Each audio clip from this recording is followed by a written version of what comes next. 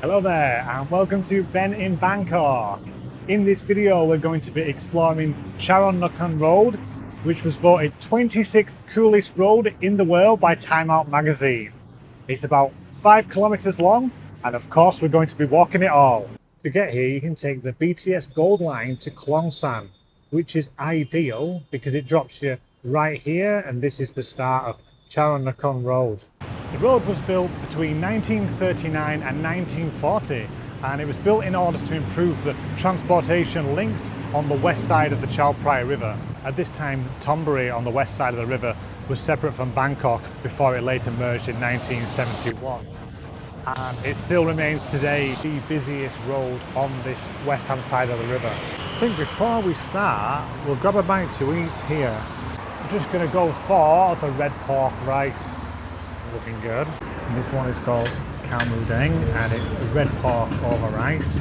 Here you've got these pieces of sweet barbecue red pork and it's served over rice with a soft boiled egg, some cucumbers. Absolutely delicious breakfast this one, guys. There's a little soup here too. Here we go.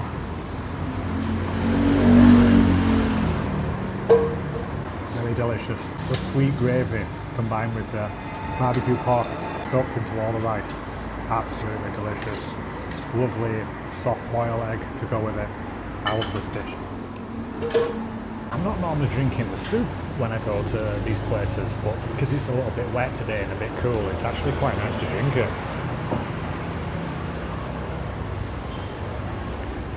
Just like a clear soup or something. Spring onion. Very nice. I think this is called Kongfah fish balls. I'll put the link in the description. Yeah, I wasn't really planning to eat, but I only live like 10 minutes from here. One thing about Charoen Nakhon is the food is absolutely brilliant. There's so many places to eat on here. Now, before I start down the road, I want to show you a couple of places that predate Charoen Nakhon Road by quite a few centuries. Now, this is Lhong 1919, and it's a restored Chinese heritage complex just north of Charoen Nakhon Road. Absolutely beautiful, this place. The original pier over there and the complex was built in 1850 to 1851 and it served as a port for Chinese steamships, and they restored it recently and now it's actually being used for events such as cinema screenings.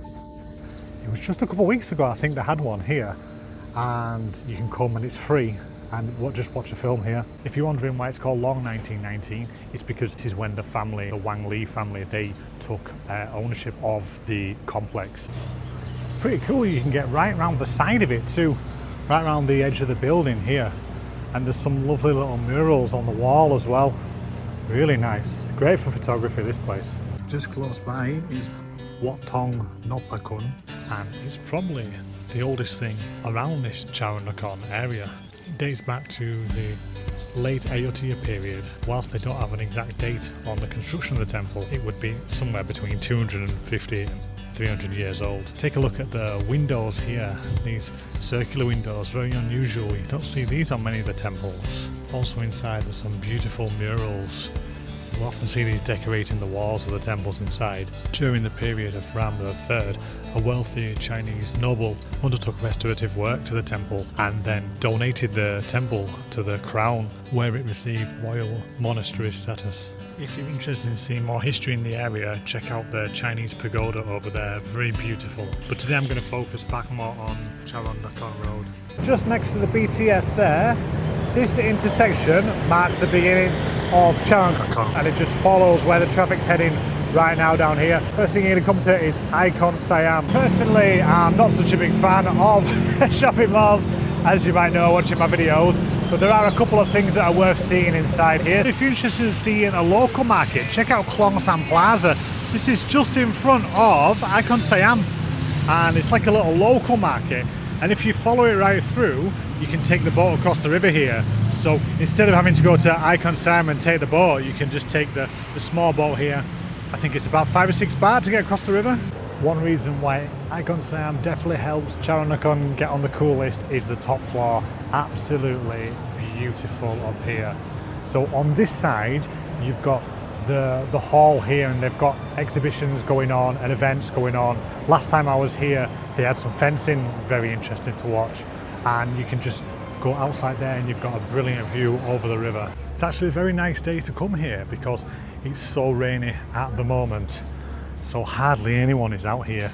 If you come on a nice day, then it's quite hard to even get against the barrier here to get a nice photo. But for me, I'm struggling to think of places in Bangkok, apart from the rooftops, where I'm going to get a better view of the city. So much around here. You've got Riverside over here. Just further down, you've got Mandarin Oriental, the oldest hotel in Bangkok. Behind that, you've got the Labua Tower with Sky Bar right at the top, that gold dome. Down there you've got the Shangri-La Hotel, another beautiful hotel. Taksim Bridge just at the bottom there, absolutely fantastic. This is ICONCRAFT, and it's situated on the 4th and the 5th floors of the shopping centre. And here they're displaying lots of souvenirs from all over Thailand. And it's quite a nice place to come and pick up a more kind of unique souvenir than the usual tourist hat elephant pants that you see in a lot of places. Each display, they've got information about where it's from in Thailand, who's made it, so it's a bit of background on what you're actually buying. There's a real array of things to buy. You can buy ornaments, dresses, bags, right down to the kind of small take-home gifts like magnets and things like this. So if you are going to be looking for souvenirs and you're wanting something a bit different, it's a nice place to check out. On the ground floor they have SOOKSIAM. This is a food court, and aesthetically it's quite nice, it's very beautiful, but I wouldn't recommend coming here to eat just because it is solely designed for tourists. I mean, I have eaten here a number of times and there's nothing really wrong with the food, it just tends to be, my taste is like a little bit bland and just a bit more overpriced. Like for example here you've got the coconut, 80 baht, and normally on a street you're going to be looking at paying say 30 or 40 for that. Now we won't be eating at SOOKSIAM, but what I will do is I'll show you where there's a fantastic one of about 20 street food restaurants. Brilliant spot, just 10 minutes from here. As you come out of ICONSIAM, you are bombarded with 1,000 massage shops. I'd probably say as well, it's the most modern part of the road, particularly that side. The rest of the road, especially as you get a bit further south, you start to see a lot more of the rustic old Chinese shop houses. If you look over there, you see what I mean? Massage. Seems like an abandoned building. Massage. You know what I mean? Crazy. Across the way you've got Wat Suan, beautiful temple, very unvisited because outside of Wat Pol, Wat Arun, most of them just get missed, but it's a lovely little one to check out. And everyone here, they're going to Icons, so they don't normally come for this temple. Further down the road, they've got the Peninsula, which is an absolutely fabulous hotel.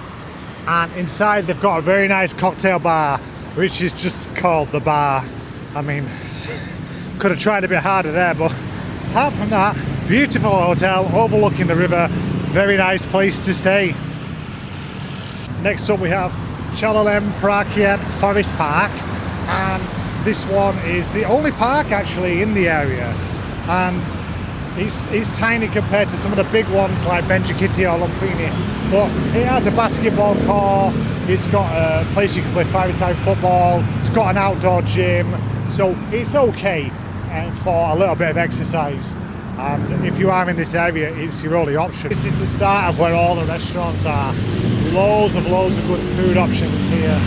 You've got the Bangkok Cafe just up on this side. They do very good Vietnamese food in there. Quite a nice spot if you're fancying a bit of Vietnamese. And on this other side here, there's a collection of bars. And yeah, one of my favourite bars there is called Be Cool Bar. If you're around these parts of an evening and you want to drink in a very Thai style bar, check out that one, very good. Now as you can see guys, you're absolutely spoiled for choice here. So many places to eat, and even though I'm living maybe like 10 minutes walk from here, I haven't even been to them all. You know, there's that many. And yeah, very, very good food in each one I've tried down here. I'll pick a few out that I like.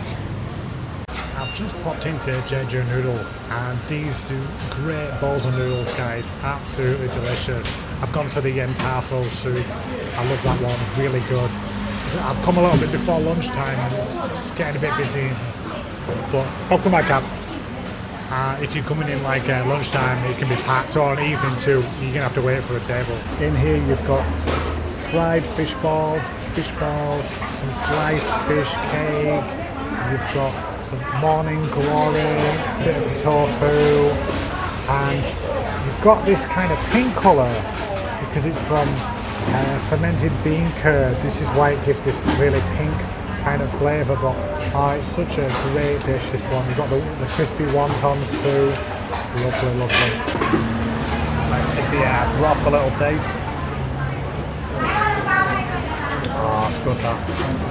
Needs a bit more spicy for me though. Oh, and I forgot to mention, I've gone for the fat wide noodles here, and just for this dish, I think they're absolutely delicious because they soak up loads of flavour of the broth. Absolutely brilliant. Now that was Jeju Noodles. Great spot for breakfast, lunch or dinner, that one, guys. So the road still goes on for another 3.5 kilometres down this way, so plenty more stops to go. Just as you get down to the bottom, there's this fantastic khao soi place here. If you're into your khao soi, recommend this one. I'll put the link in the description if you're interested. This is like just at the bottom of the run here. So I said there was about 20 restaurants, but actually there's probably more like 30. And you can just see the big building in the distance there. That's where they all start.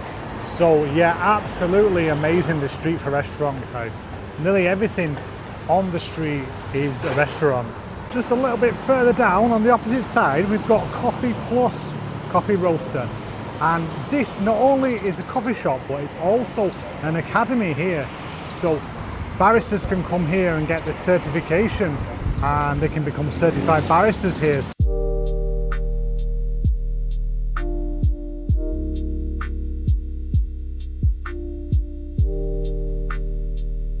Here is what I was saying before about the old shop fronts.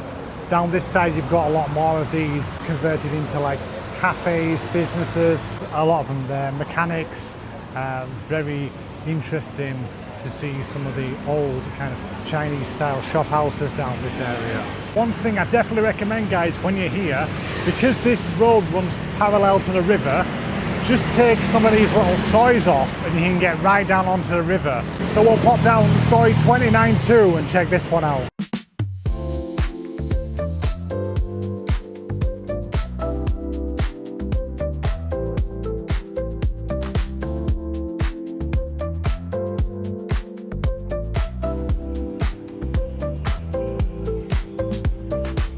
This is great to see. Last time I was here, this was totally abandoned behind, and you could just walk out onto here.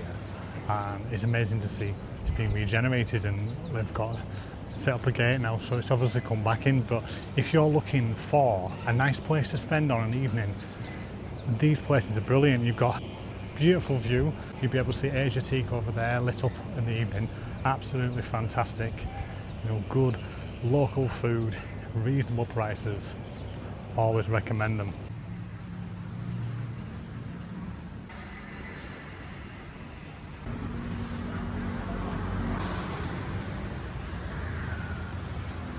So it's not just all about budget places on Charoen Nakhon. You've got some incredibly luxurious places too. I think we're going to check out Scene, which is the top of the Avani Hotel.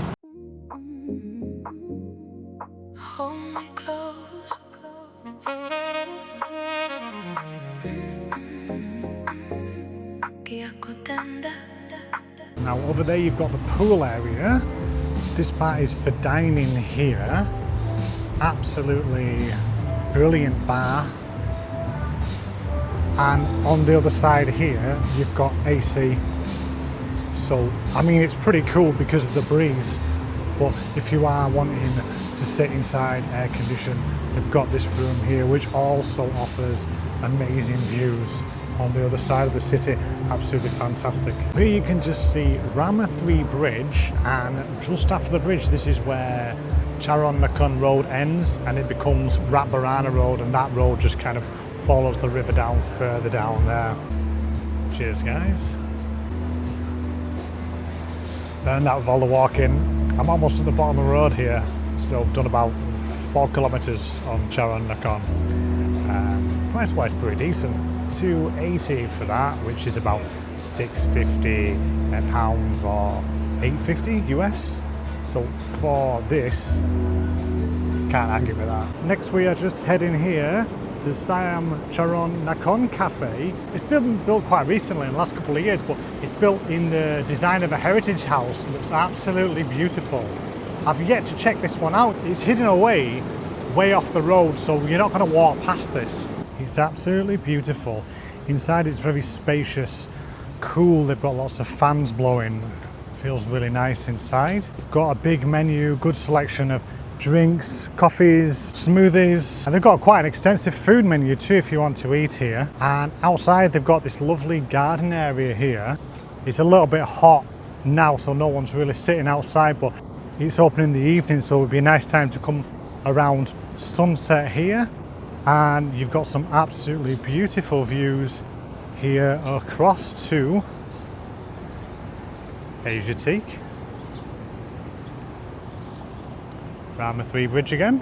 Just gone for avocado smoothie. Can't drink any more coffee. 1 a day is enough for me now. Getting old. Yeah, it's nice. The setting's beautiful, great to come down like for an afternoon lunch. I think I'll come back and I'll do the afternoon tea here actually, but such a beautiful setting. Anyway guys, so that is me done for the day, right at the end of Charoen Nakhon Road here now. Hope you enjoyed the video. I definitely recommend it. Great for food, nice cafes. It's got that kind of authentic old style because of the Chinese heritage in the area. And you've got a nice balance of kind of local budget kind of options, and you've got the high end too. So yeah, I like this road a lot. If you're interested in walking videos like this, feel free to check out the playlist when I'm walking the entire length of the Chao Phraya River. I'll pop that at the end of the video. Thank you for watching guys. Have a great day. See you in the next one.